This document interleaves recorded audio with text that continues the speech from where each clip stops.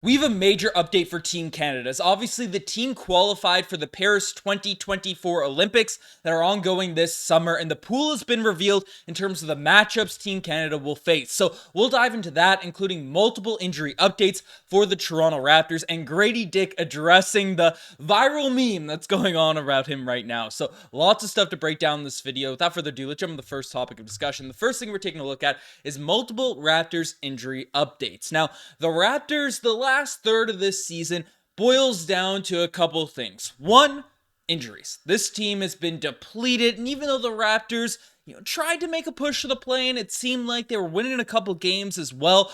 All the injuries have really forced the Toronto Raptors to pursue this tank, because without Scotty Barnes, without Jakob Poeltl, without, our core groups, especially after all the trades that went down midway through this year, the Raptors don't really have a shot now at this point. And the injuries, the players being out, continue to get worse. As basically news has come out that Barrett, Barnes, Poeltl, Boucher, as well as DJ Carton all remain out for the Raptors game tonight. I believe it's against the Sacramento Kings, and Emmanuel Quickley is also out due to personal reasons. So this team right now, it is depleted, and obviously Gary Trent Jr. is the beneficiary of this, getting more shots, getting more touches and things, but the Raptors right now, in terms of the standings, we're neck and neck with the Memphis Grizzlies in terms of being one of the bottom teams in the NBA, in the bottom six, to increase our draft odds. And I am praying, I am hoping every single day the Portland Trailblazers end up turning things around a little bit. DeAndre Ayton end up having a monster performance, monster month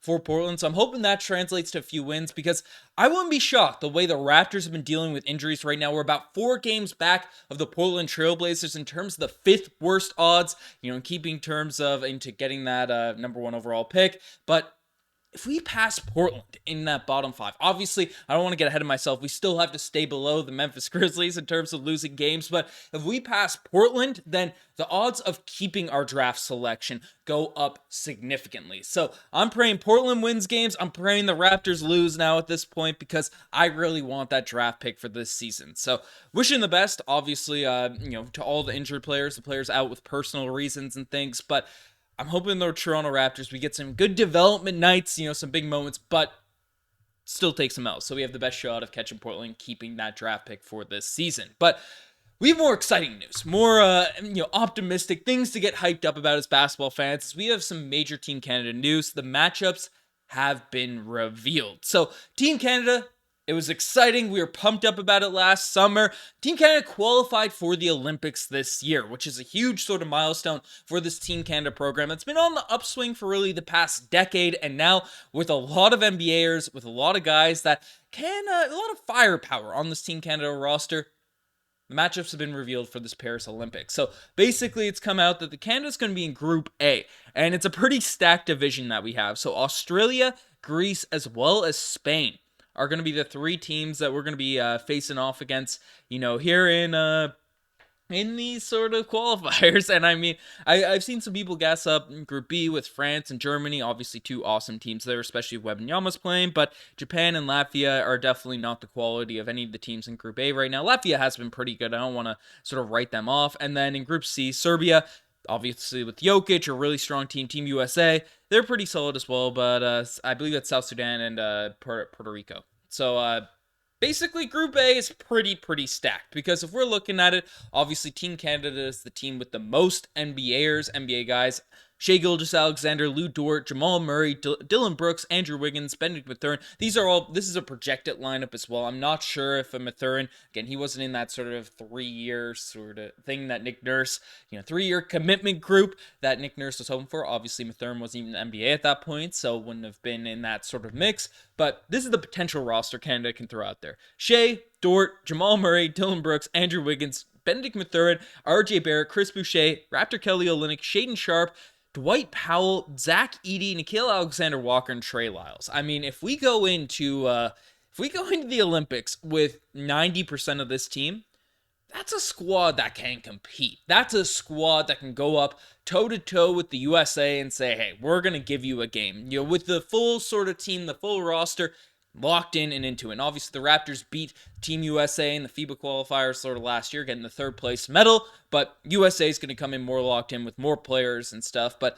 Shea being the superstar he is, Jamal Murray having that winning mentality, RJ Barrett, we're seeing what he's doing night in, night out. A few young guys, a bit more front court depth, especially if we can get Kelly Olynyk, Boucher, Dwight Powell, Zach Edey to play. I mean, I'm pretty hyped up with this group. I'm pretty pumped to see what this Team Canada can do, against other teams. But obviously, we have to get out of the group action. And again, this group is pretty stacked. Australia is a team that continues to be very, very solid. I mean, Patty Mills, a vet. Patty Mills, Joe Ingles, vets on the international stage. Josh Giddey, a young player that can facilitate. Everyone knows the sort of playmaking ability. Thibault, solid defender. Dante Exum has had a reemergence with the Dallas Mavericks here now at this point. Dyson Daniels are pretty guard heavy here.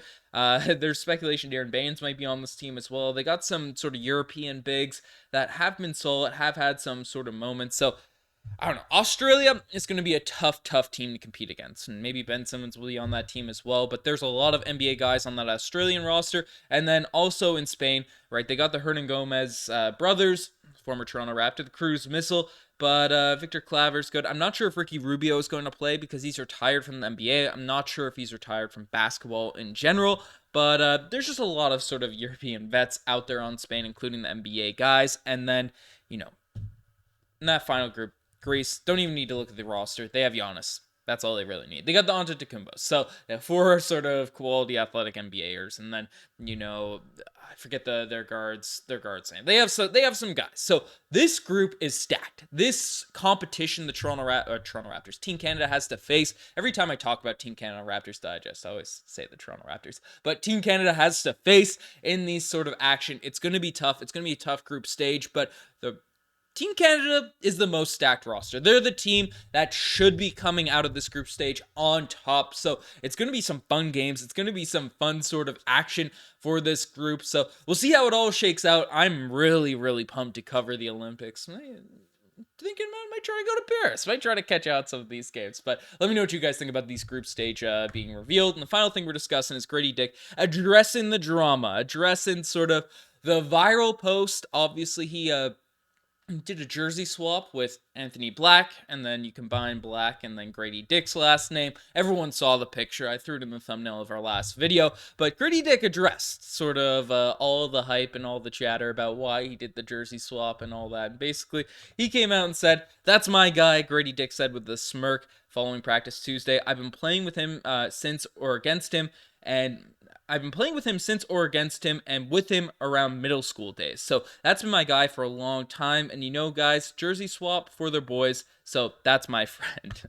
If I played with him growing up and they're my guys, then I'll be a jersey swap with him. Nothing more to it." So again, the smirks from the video, the little chatter, the placement of the jerseys wasn't just a random jersey swap there, Gradey Dick, but maybe they just leaned into it. But I found it funny that he's just not addressing the meme, not addressing anything. But funny stuff there from Gradey Dick. Interesting stuff for Team Canada and the Toronto Raptors. Guys, play tonight. We'll see how this game goes. If you guys have the best to make it this far, subscribe to the channel if you guys haven't already. I'm signing out. Cheers.